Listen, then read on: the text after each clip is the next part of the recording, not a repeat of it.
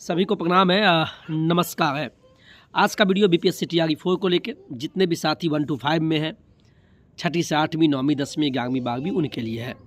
ये GK GS का खंड हम पढ़ा रहे हैं और आज सामान्य विज्ञान जो 1 to 5 का एग्ज़ाम देगा, आपको पता है कि 150 में से 120 पे आपका मेरिट बनेगा और 120 नंबर आपका जीएस सेक्शन होता है। उस जीएस में विज्ञान सेक्शन सामान्य विज्ञान तो जो हम पढ़ा रहे हैं उनको भी काम आएगा।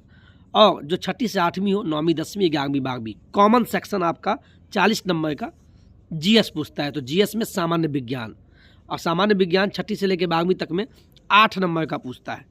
तो उस सेक्शन को लेके हम ये दूसरा क्लास है। कौन सा क्लास है? दूसरा क्लास है। बहुत सारे लोग एक प्रश्न पूछ देते हैं कि सर ये नोट्स तो 39 पेज का है लेकिन मिल नहीं रहा है। तो आप प्ले स्टोर में जाके नौकरी तक डाउनलोडिंग कर लीजिए। नौकरी तक जैसा यूट्यूब पे लोगो दिखता है, नौकरी तक वैसा दिखेगा और ये 39 पेज का नोट्स आप ले लीजिएगा। इसमें जीएस है, इतिहास है, भूगोल है, करंट अफेयर भी हम रख लिए हैं, तो वो सब है। ठीक है, इतिहास का भी, आधुनिक भारत का इतिहास चल रहा है। और हम आज अभी फ़िलहाल हम लेके चलते हैं सामान्य विज्ञान। हम फिर बोल दें, हम आपसे क्षमा चाहेंगे, बिल्कुल हम अभी है नहीं, हम 2-3 दिन के लिए छुट्टी पे हैं और अपने घर पे हैं। और घर पे हैं फ़िलहाल, हम धूप में बैठे हैं, छत पे बैठे हैं। ठीक है, तो मैनेज कीजिएगा। और बिल्कुल सामान्य विज्ञान का देखिए, ये सामान्य विज्ञान सेक्शन है इस नोट्स में। तो पहला सेक्शन ये पढ़ा दिया, अब दूसरा सेक्शन आज पढ़ाएंगे। तो ध्यान से कान खोल के सुनिएगा। नोट्स लिए हैं तो नोट्स निकाल लीजिए। ठीक है, नोट्स लिए हैं तो नोट्स निकाल लीजिए। सामान्य विज्ञान स्टार्ट करें। चलिए स्टार्ट करते हैं बेहतरीन तरीके से। आरएच फैक्टर संबंधित है। आरएच फैक्टर क्या है? यह एक प्रकार का प्रोटीन होता है। आप रेड ब्लड सेल्स, लाल रक्त कोशिकाएं जानते होंगे, आरबीसी, उसकी ऊपरी सतह पर एक प्रोटीन पाया जाता है, उसी को आरएच फैक्टर बोलते हैं। क्या बोलते हैं? RH factor. तो आपसे प्रश्न पूछता है कि आरएच फैक्टर संबंधित है किससे? तो रक्त से। इसका सही जवाब क्या होगा? रक्त से। यानी ये रक्त बोलिए, खून बोलिए, रुधिर बोलिए, ब्लड बोलिए, सब एक ही नाम है। तो आरएच फैक्टर कहाँ पाया जाता है, यह किस जगह में होता है, यह किससे संबंधित है? तो बोलिएगा रक्त से संबंधित है। सही जवाब क्या है? रक्त से।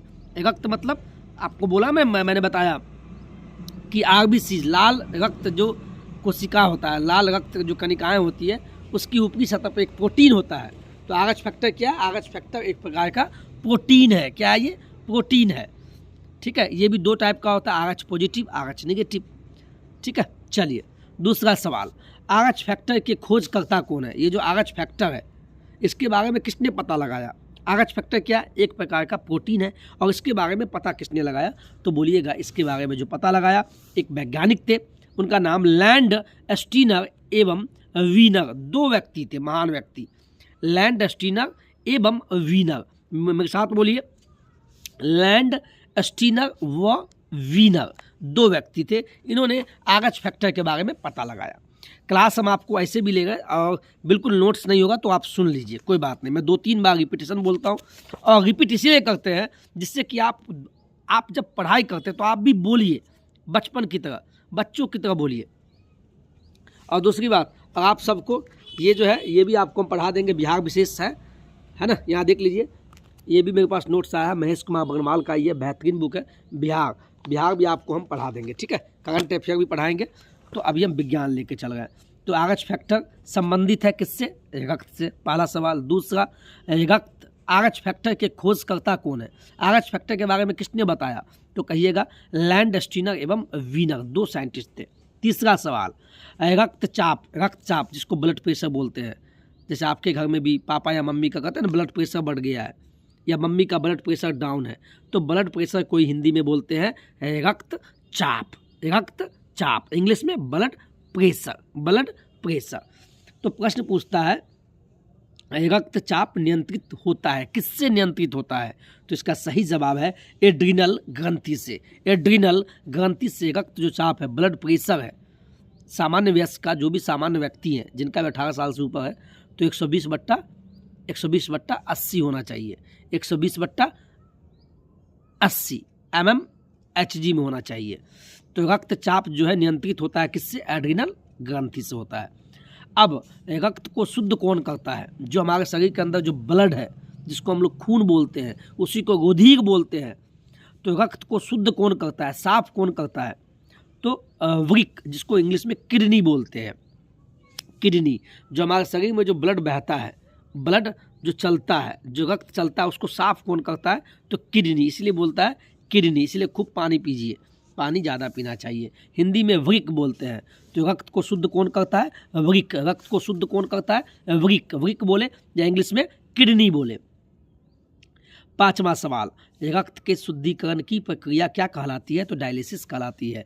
रक्त के शुद्धिकरण की प्रक्रिया डायलिसिस कहलाता है। छठा सवाल, मूत्र। मूत्र यानी पेशाब। आप जो शौच करने जाते हैं तो पेशाब करते होंगे, जिसको मूत्र बोलते हैं। तो मूत्र का निर्माण कहाँ होता है? तो वही किडनी में। इंग्लिश में किडनी, हिंदी में वृक्क बोलते हैं, वृक्क। तो मूत्र का निर्माण कहाँ होता है?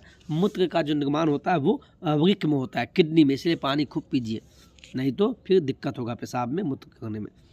वृक्क, जिसको किडनी बोलते हैं, किडनी का भार कितना होता है? हमारे शरीर में जो किडनी है, वृक्क जिसको हिंदी बोलते हैं, उसका वजन कितना होता है? तो बोलिएगा 150 ग्राम का।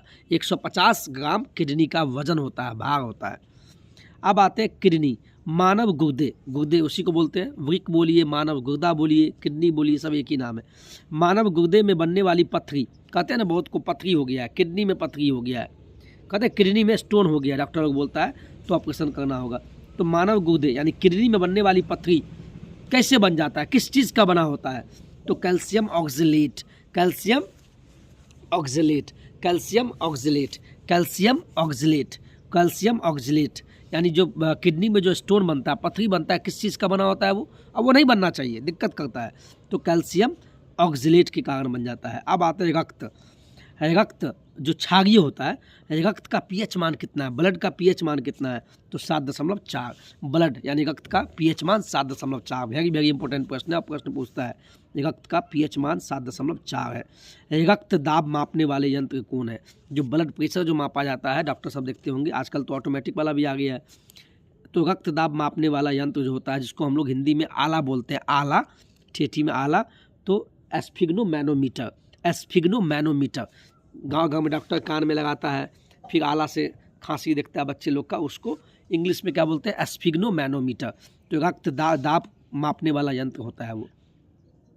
सर्वप्रथम रक्त परिसंचरण तंत्र का अध्ययन किसने किया था? रक्त परिसंचरण तंत्र, इसका अध्ययन, इसके बारे में किसने बताया? विलियम हार्वे ने। विलियम हार्वे ने सबसे पहले बताया रक्त परिसंचरण तंत्र के बारे में।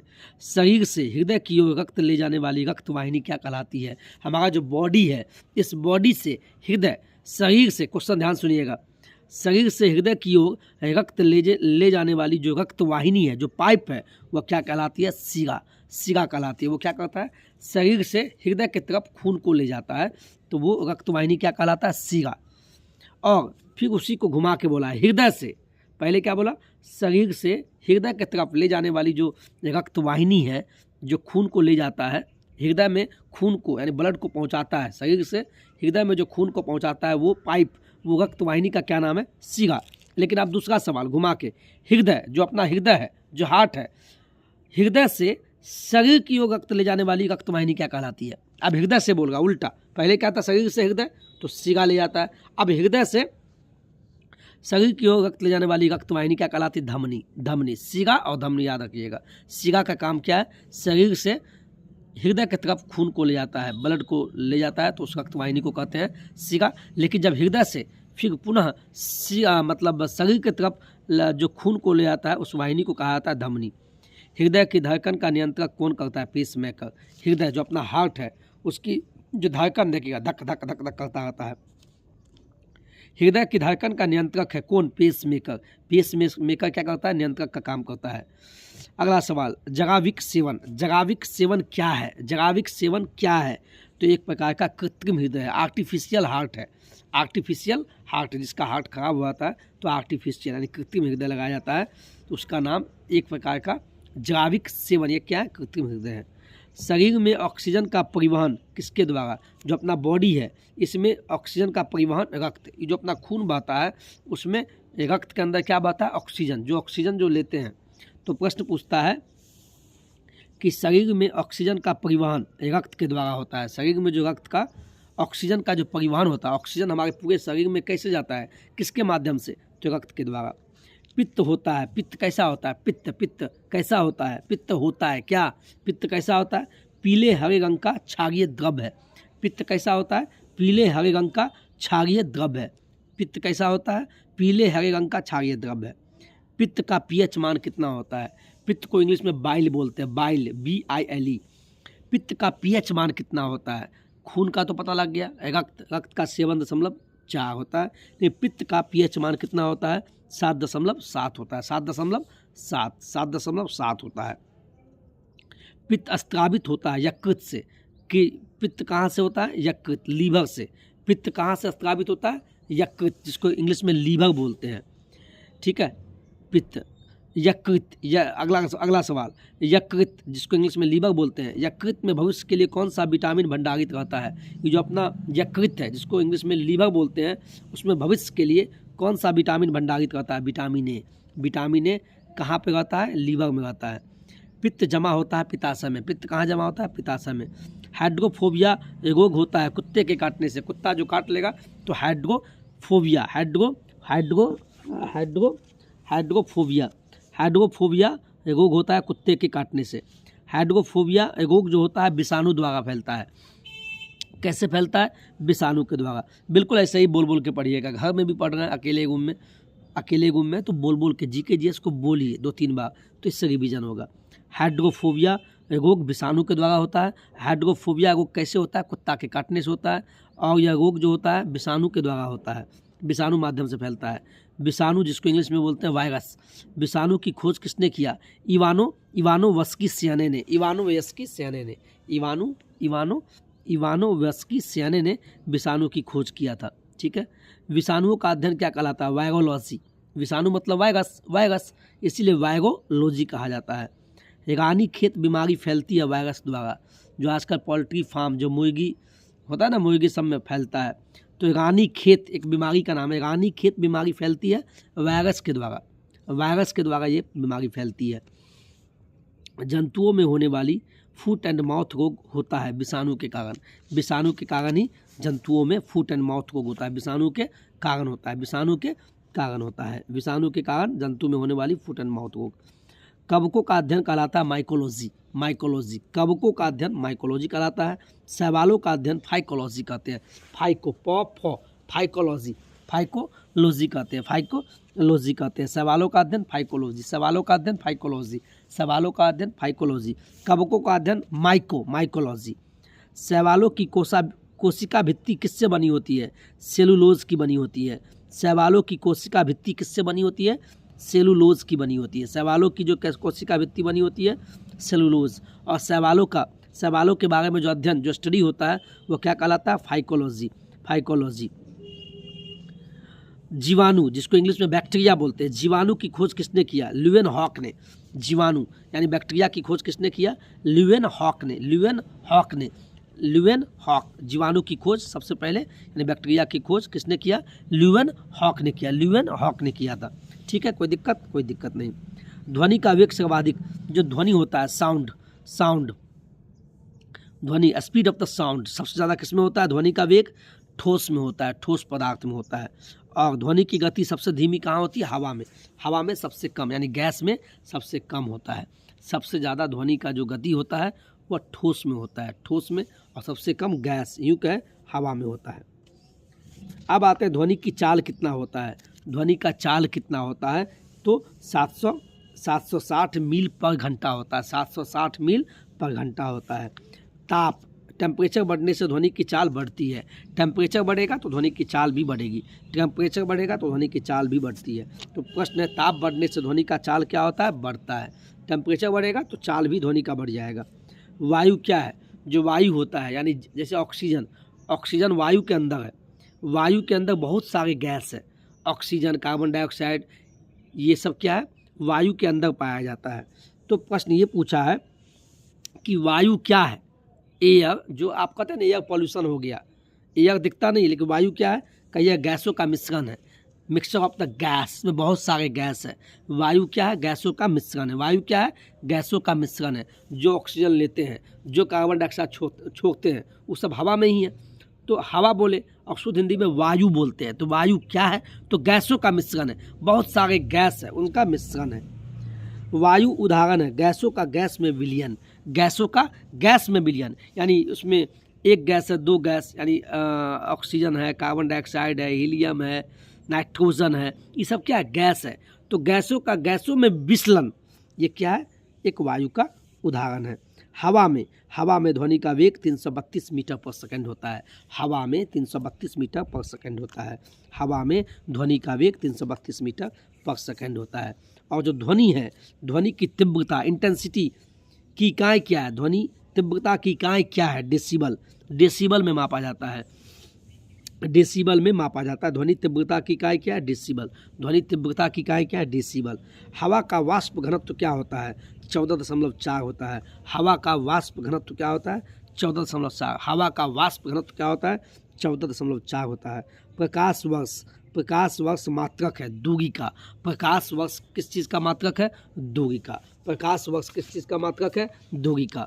तो ये सामान्य विज्ञान जीएस सेक्शन में आता है और 1 से लेकर 12वीं तक सभी के लिए काम आएगा। क्लास 2 था, पहला मैंने पढ़ा दिया है, दूसरा आज मैंने ये पढ़ाया यहाँ तक, और तीसरा मैं आज ही पढ़ाऊँगा। क्लास 3 भी आज ही लूँगा, ठीक है। 2-3 दिन मैनेज कीजिएगा।